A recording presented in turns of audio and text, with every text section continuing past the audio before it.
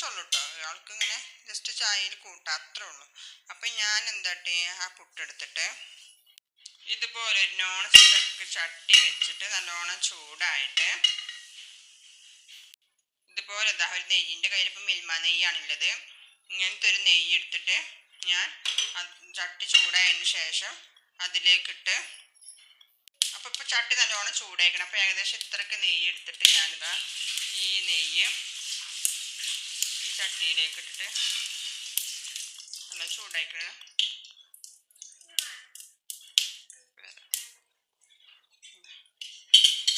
ബാക്കി വന്ന പുട്ടും അതിലേക്ക് ഇട്ടിട്ട് നല്ല പോലെ ഇളക്കി കൊടുക്കും.